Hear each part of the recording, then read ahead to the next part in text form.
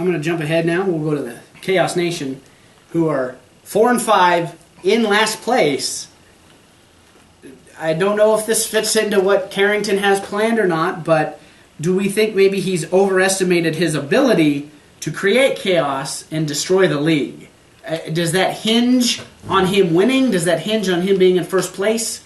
Or has he accomplished that goal, considering some of these wounds you've spoke of? Tito?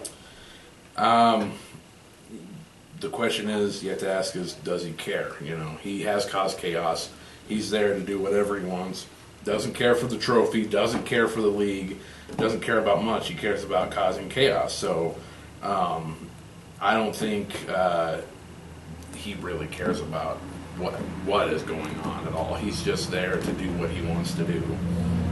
I have to disagree. I think his whole point is to inject himself into that championship spectacular. And that's where I think his ultimate goal is. Because if he really is talking this big, and with the roster he has, I think there's a lot left that he hasn't done. There's a lot left. And we saw him actively recruiting. I think he cares a lot more than people lead on. I don't know if he wants to win the whole thing. And maybe that's his idea, is by winning the whole thing, he's going to take control and then end PWCS right there. Take the trophy and then be gone. And just run away. We don't know just yet still what his full intentions are. And you might say that he doesn't care, but if he didn't care, why was he scouting talent? Why is he trying to build his team in a time when he has people who can come in and win one-on-one and win tag teams? The Submission Squad is a very good tag team. For all the cheating and conniving they do, they have a very solid resume. I mean, from a team-building standpoint, he's got one that's ready to win. I think so. And I just think he's run into a couple times where the young guy had to go in and go into a situation against Gary J. I mean, he's had young guys who had to come out there and do things that they're not used to doing. And really, the tough part about this is Karrington hasn't really made it said yet how he's going to inject it all. I think he almost did.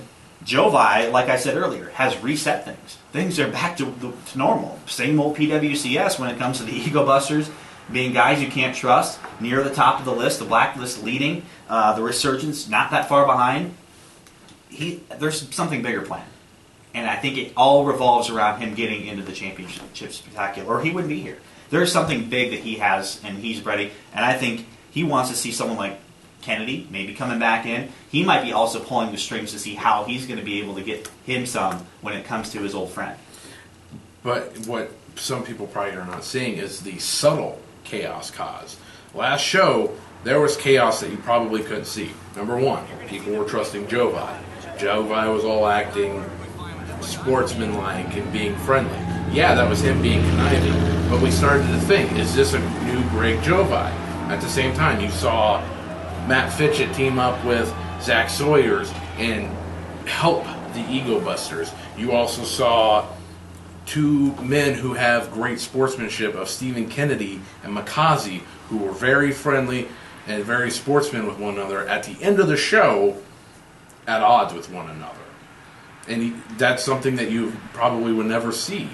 And it's all stemming from KC Karrington, also caused by Greg Jovi at the same time, because we all wanted to bring down KC Karrington, so Greg Jovi constructed this whole let's team up together and be friendly and sportsmanlike to bring down this entity. So it's KC Karrington's at the top of this chaos mountain, if you want to will, if you call it that, and it's Greg Jovi causing this to explode. Avalanche. Yes. I would say it's quite the opposite. I think he's warped enough. I think KC Karrington is crazy enough that maybe secretly he's trying to build this organization up, only for him to tear it down when it's at its strongest. I think he wants to show just how bad he is. And I think by doing this, he's made the team stronger individually. The Ego Busters are now back near the top again.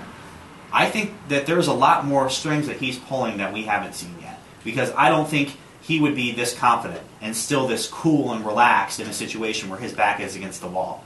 I think he's got something big planned, and I think it's coming up here in the wild card stage. And I also disagree. You can't call it normal PWCS. This is not normal.